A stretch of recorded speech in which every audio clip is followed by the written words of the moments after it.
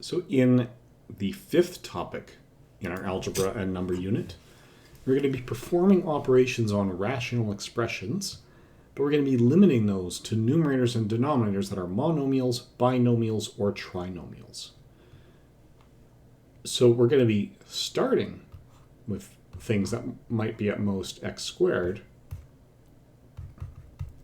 If we take our same example that we finished with last time, we'll have something like this. But then we could be adding or subtracting or multiplying or dividing by other rational expressions. For the most part, it's still going to be a matter of looking for factors and canceling the common factors.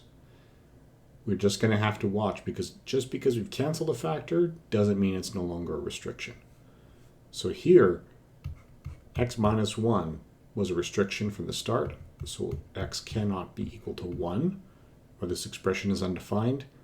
Even after it cancels, it is still not permitted, because at some point it was not permitted, therefore at all points it's not permitted.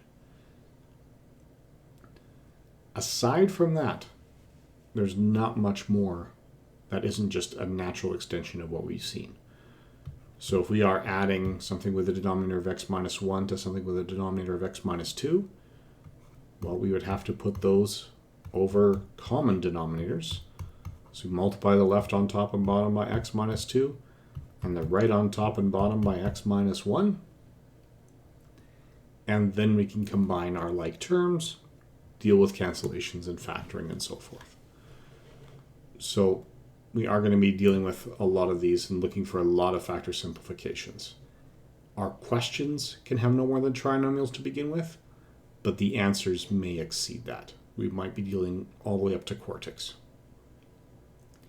So this is something to keep in mind, and we'll be dealing with that in detail this fall.